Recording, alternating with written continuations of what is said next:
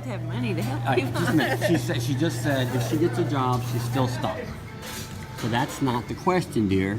I don't mean to be pushy, but I am. Tell me what you want to do. So you got all those things, right? 3, 4 things.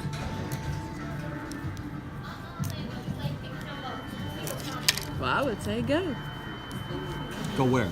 You think you can help people here? Probably. I mean, A little bit, yeah. You can help somebody anywhere. I guess. so what's the first step? It's do something. Do something. Just think about it for a minute. Okay, I'll give you some things from my perspective. The 5 minutes I've known you. You're an intelligent woman. You're friendly. You're thoughtful. You're a good conversationalist. You've done some stuff, right? I don't know why, you have kids, whatever, successful marriage, whatever. I don't know. It's not. I just know. Now, whether it's a legal license or not, we don't know. Whether it's insured or not, you have a vehicle. Right. Okay? That's your asset. You're up here. Yeah, I'm a little bit most. Okay, you're up here. You're up here. Let's not go that. That's as far as my arm can reach. So that's in your affluence. You have to take stock of what you have. Now, I'm a contractor from way back. Somebody says, ask me, say, can you move my microwave down? So I look at the problem. Everything I do as a solution guy, I look at the problem. Not the symptom. Your symptom is you're being homeless. And so trying to survive. That's the symptom of and it goes way back, but the immediate symptom of that is losing your job. Okay. Now, has any big problem with drugs? Has that been controlling you? Great. Alcohol? Okay. Other people? People abusing you? No. Not anymore, or never? Well, yeah, in the past year. Yeah, we've all been abused to some extent. Yeah, usually. And for ladies, Not it's... recently. except for me. This New Yorker I met. So then I can get my own coffee truck? He wants to know, why do you want to help people with special needs? I don't know. Because you have what? Special needs. Yeah. We all... Excuse me. We all have special needs. I tell him that all the time. We all have special needs. Cam suffers from a traumatic brain injury, and so we got into the business as just as a hobby to help him kind of excel and overcome some of his challenges. And in that process, he decided that he wanted to be able to help other people like himself, and that he wanted a big business. And so we set out on this journey. It's been a little over a year, and at this point, he has 12 varieties of coffee that he sells online. He has 4 part-time employees with special needs.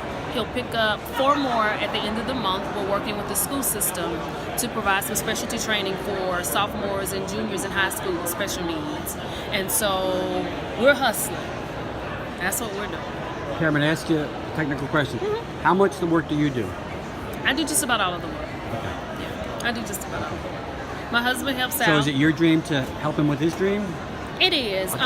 When we got into this process, he had just been put out of school. He got Just been put out of school Because of because emotional of his disability. emotional problems? We moved. The school just let us know that basically they didn't have the resources to help him.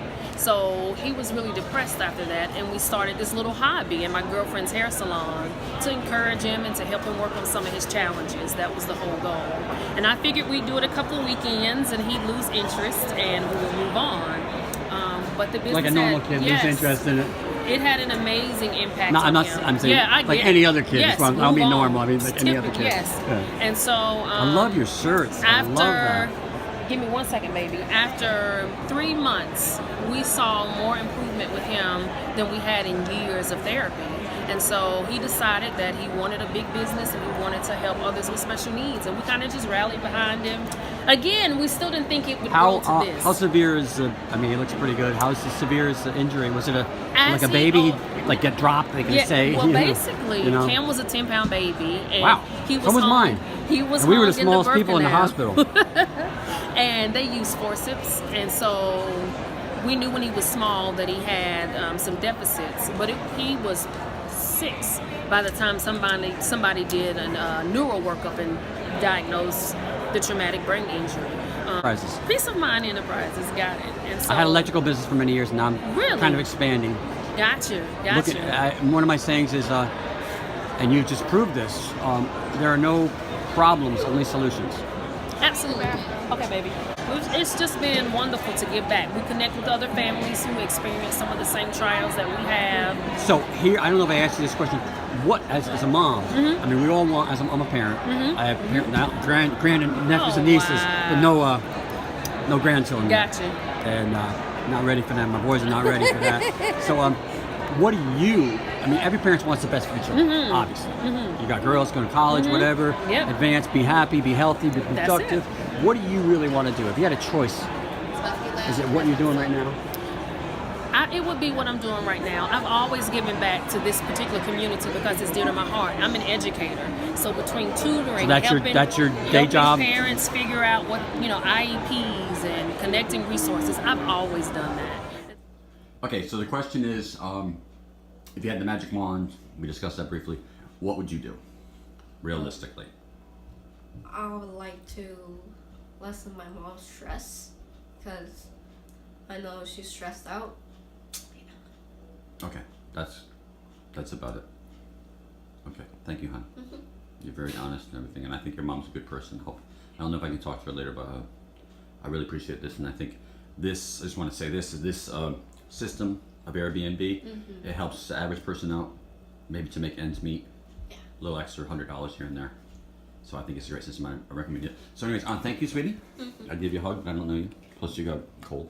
All right, I'll leave you alone. This is, okay, you want to say your name, first name, or whatever you want to say? Richard. It's okay if we videotape you, right? Right. All right. So Richard and I met on a job site. We've known each other for like a day and a half. And he's a little bit older than me. So Richard, let's see, let's start here. What do you think makes America great? The common thread for Americans more is just people coming together. I think that's what makes America great. We So come you said common thread? a common thread. We all pull together. It seems like poor people that don't make money, or who are on welfare, or who can't get work. It seems like you find each other quicker for some reason versus somebody who has money, or upper middle class, or middle class. Okay, I gotta understand. When you say find somebody, what exactly do you mean? Well, I mean, it's where you live, because You mean like you and I talking, like we connected, Yep, yeah, kind of connecting, right? right, kind of Not just because we're white guys, but because we're average, hardworking construction guys or family guys or whatever. we're just trying our best just to make ends meet and take care of our kids and our families. The main thing. I mean, it's the way I grew up. Number one priority is our family. And that's when it comes. So do you think everybody wants that? I think that's a common goal for everybody. The vet guy I showed you. Right. I think what would make America great is, I think Hoover probably put it best, or Roosevelt, a chicken in every pot, and there's no homeless people. Everyone's got a home to go to. There's a roof over your head, and there's warm heat. If you can't afford it, you pay for it somehow. You work it off or whatever. And getting work for people. That was it. And getting You're talking work. about the after the Depression, the what do they call that? The citizen. What do they call that? The well, whatever the plan. He had the plan. Right, the Great Deal, or the New Deal. What would make America great today? What do you think? I mean, we talked about our economic condition. You're older than me. You're 60s. You got a little girl, 11, 12 years old, and you're working day labor. Yep. What'd you tell me today? 56? $56 a day. Was that a full day? That's a full day. It's 8 hours. 8 hours of standing on your feet and Just picking up garbage and picking up garbage and vacuuming, sanding, and sweeping, and and being told to do whatever you got to do, right? just do it for my family. I mean, not so much for me. It's just, I mean, when you get to a certain age, you're a jack of all trades, master of none. And if you have mastered it, sometimes that master is either gone overseas or to another cultural group who's smarter than you and Or more efficient. or more efficient. You don't got to be smarter to be more efficient, right? And America's kind of lost touch with themselves in that regards. I think we just, how is the best way?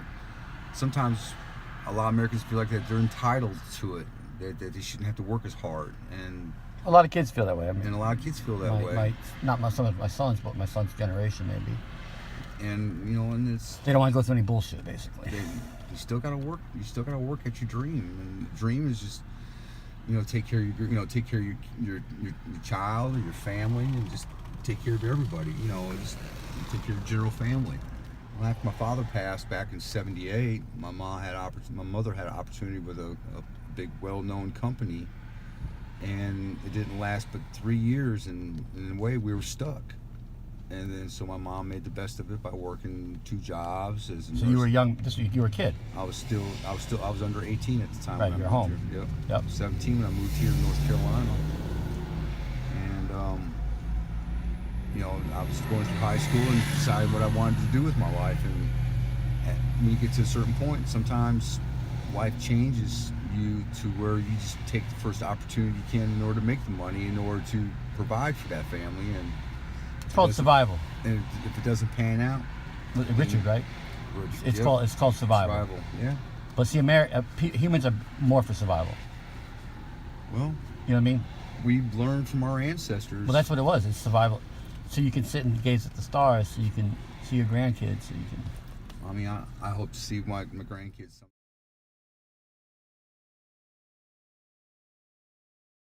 And that means I got to shovel shit for $8 an hour, then I'll do it in order to pay the bills. And I know waitresses make like $2 an hour. I heard that. yeah, but they make tips. Some of them. Sometimes you do. Some do. Some Sometimes don't. you do.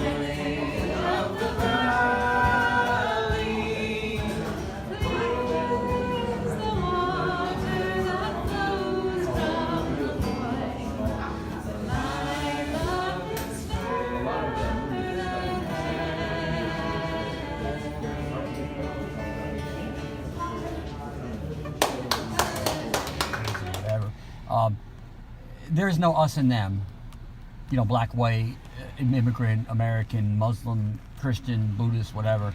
The us and them is really the 98% is us, you and me, Right. and the people in the fancy houses too, Okay. that are busting their ass to make their whatever mortgage payment, Right. which could be homeless. And we talked about that briefly. We both said we've been homeless. Right. So them is the 2%. Okay.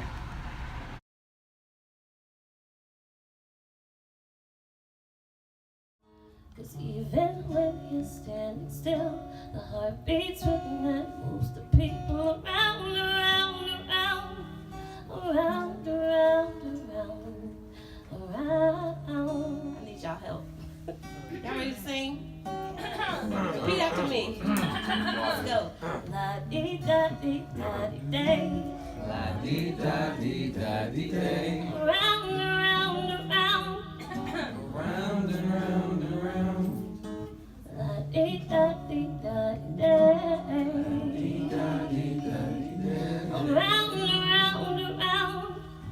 Around and round and round. 'Cause even when you're standing still, the heart beats with and moves the people around, around, around, around, around, around, around.